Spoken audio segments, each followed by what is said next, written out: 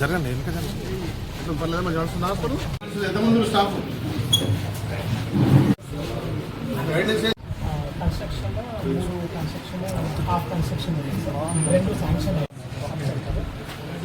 Staff nurse తక్కువ ఉన్నారు, ANM తక్కువ ఉన్నారు. హలో ఎమ్మెల్యే ఎప్పుడు వచ్చిన హాస్పిటల్కు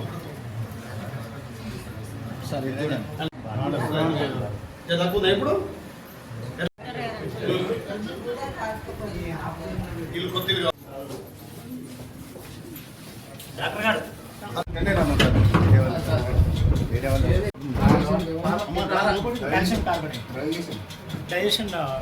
ఆరు బెడ్ల పేషెంట్స్ ఉన్నారు.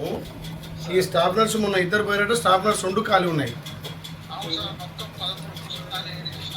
మరి చెప్తే నేను మంత్రి గారితో మాట్లాడతా. మంత్రి గారు నా పక్కలేనా ఒకసారి చెప్పి, ఎందుకంటే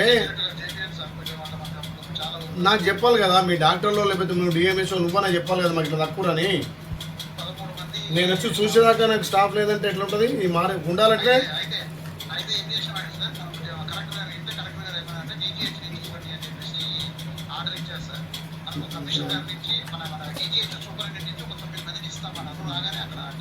డిఎంహెచ్ఓ గారు ముందుగా ఎమ్మెల్యే దృష్టికి తీసుకురావాలి. ఎమ్మెల్యే అంటే గవర్నమెంట్ కదా, గవర్నమెంట్ దృష్టికి తీసుకొచ్చిన దాని తర్వాత రాకపోతే కలెక్టర్ చెప్పిద్దాము. నేను కలెక్టర్ కూడా మాట్లాడతా. ఇప్పుడు ఇంకోటి, ఈ అంబులెన్స్ ఎవరు మెయింటైన్ చేస్తున్నారు? దానికి టైర్లు మొత్తం పోయినాయి. ఏమైనా పేషెంట్ వేసుకోకపోతే ఎక్కడైనా ఆ పంక్చర్ అయినా ఇదైనా వాళ్ళ నెంబర్ ఉంటే నాకు పెట్టు, నేనైనా మాట్లాడుతూ నువ్వన్నా మాట్లాడు. మీరు కానప్పుడు మాతో చెప్పాలి, మేమైనా మాట్లాడతాం కదా.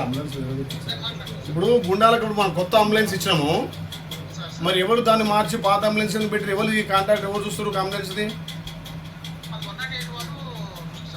అవును, మరి మనము ఇక్కడ గుండాలకు కొత్తది ఇచ్చినాము. కొత్తది ఇస్తే కొత్త బండి ఎందుకు పోయింది, పాత బండి ఎందుకు వస్తుంది? వీటికి వెరిఫై చేయండి. వాడు అట్లా మారిస్తే మాత్రం యాక్షన్ తీసుకోండి. ఎందుకంటే గుండాల మన ఆలేరుకు చాలా లాంగ్ మండలం, లాస్ట్కున్న మండలం. రోడ్లు కూడా బాగాలేవు. అది మన అంబులెన్స్ 108 బాగాలేకపోతే ఇబ్బంది కదా మనకు. కొత్త బండి పంపినాం, అందుకే మనం వీడికి నువ్వు డీటెయిల్స్ చేసుకొని 1 అవర్లో అది ఏందో వాళ్ళ కొత్త బండికి పంపిద్దాం.